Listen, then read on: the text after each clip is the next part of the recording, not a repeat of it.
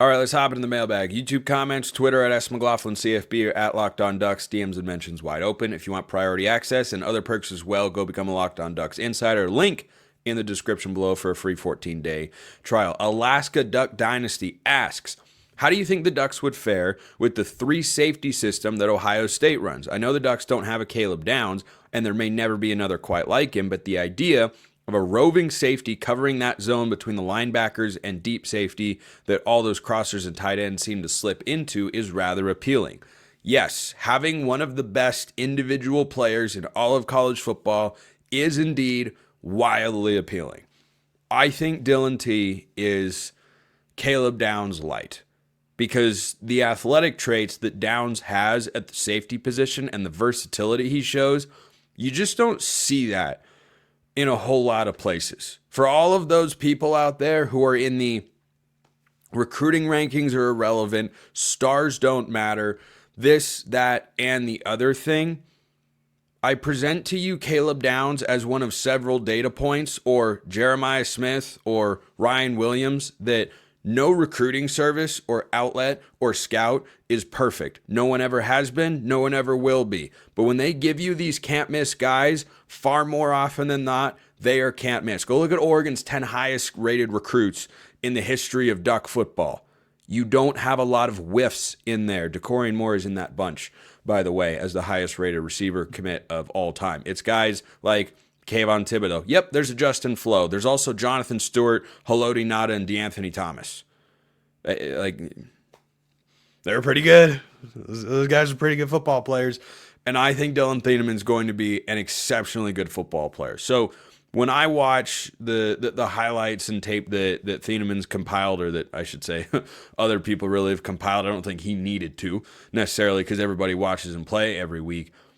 I see a guy that makes plays at all three levels. And the last safety I believe that Oregon had capable of doing that at a high end was Javon Holland, who made plays at all three levels. He could blitz, he could tackle in space, he could cover, he could be rangy and play over the top.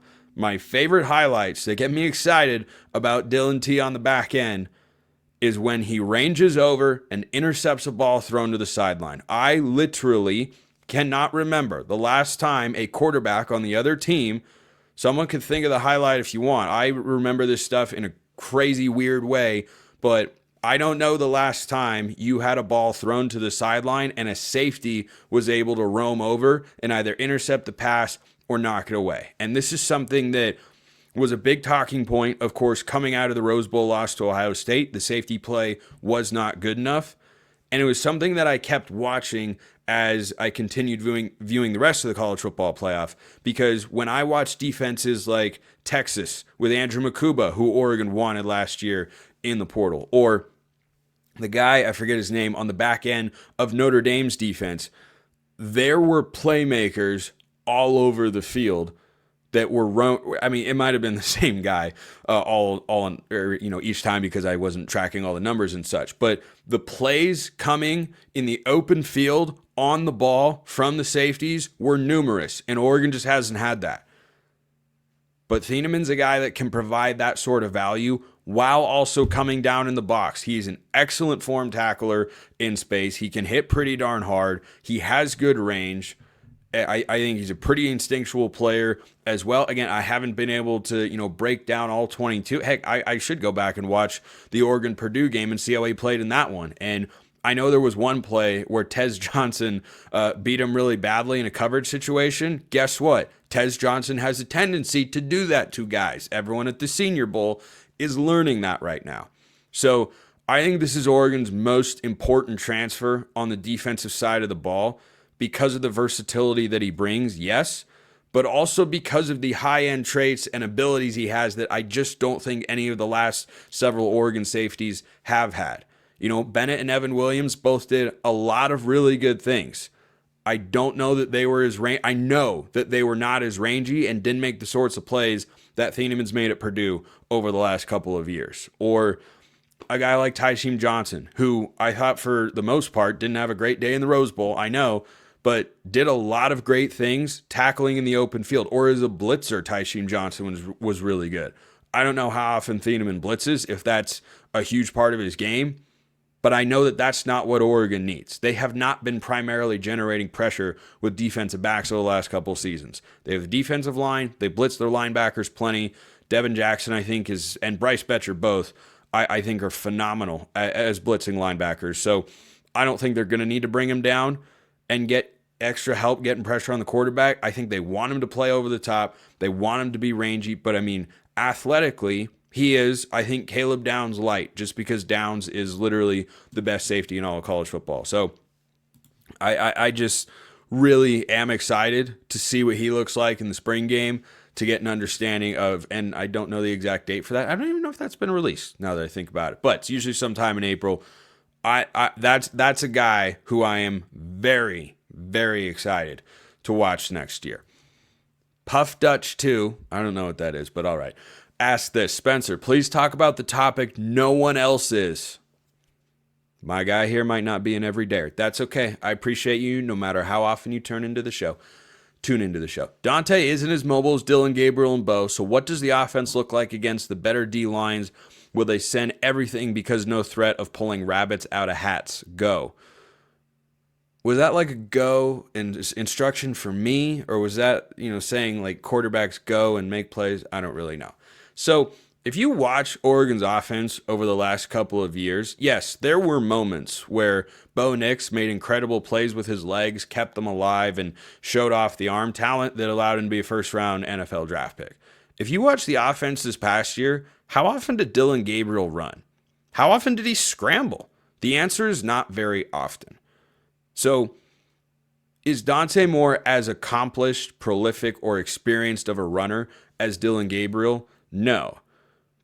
But I watched Oregon's offense play this year mostly without the quarterback run. There were a couple of key spots, yes. A couple times in the red zone, they called a quarterback run, and I discussed recently on the show, maybe they introduced Luke Moga as a Wildcat quarterback a la Brian Bennett from that 2012 team, where he'd go in there with Colt Lyerla and they'd run Wildcat stuff, and they had that flip touchdown to Marcus Mariota at Arizona State. Maybe they run something like that. I could see it. It's not the craziest thing in the world. Moga is a freakishly good athlete. He is quite literally, we'll see if he's able to develop as a passer, but I'm not exaggerating when I'm saying Luke Moga is the best athlete Oregon has had at quarterback since Marcus Mariota, who's probably number one all time. I know there have been some great ones over the years, but those two probably take the cake. So not having Dante Moore be as mobile doesn't fundamentally change a huge part of Oregon's offense. It changes a couple things situationally, but you also have to remember that Dante Moore brings things to the table that Dillon Gabriel didn't have. I think you will see Oregon use the middle of the field more in their passing game than they did this past season. Gabriel's not a big guy, so it's harder to see over the middle. It's harder to throw over the middle. We saw that in the Rose Bowl. Penn State kind of laid out the blueprint, and Ohio State, with now Penn State defense coordinator Jim Knowles, coached their guys incredibly well because they watched the tape in the Big Ten title game. Even though Oregon had a bunch of points, Gabriel had several passes batted down. Well, it's typically easier to throw outside the numbers because you need a little bit more arc to get it there, but Gabriel's a smaller guy in the pocket, and Dante Moore's taller. So you take that element out, in a sense, because Moore is not really a runner. He's going to primarily hurt you from the pocket. But you introduce that component, I think overall that's probably going to net even itself out. But I am interested to see because, 3rd and 1 in the Big Ten championship game with the game on the line, they went to a quarterback run. A couple times in the red zone, it worked out really well. They used it. Oregon State, he had a big run for a touchdown. You're not going to see Dante Moore doing that. But Dante has a higher ceiling as a passer than Dillon Gabriel did, who had a much higher floor. So maybe we see him bring things to the table that the offense didn't have consistently this past year, which is, again, first world problems and extreme nitpicking, but that's the sort of detail that you're asking about. And I don't think that we should expect Dante Moore to become this incredibly mobile, dynamic guy. He can move, though. He is not a statue. He can make some plays to get out of the pocket, and he can throw on the run and do so accurately. One of the best highlights he had at UCLA was throwing on the run down to the sideline. Go look it up, and I'm sure you'll get excited about it, just like a lot of us are.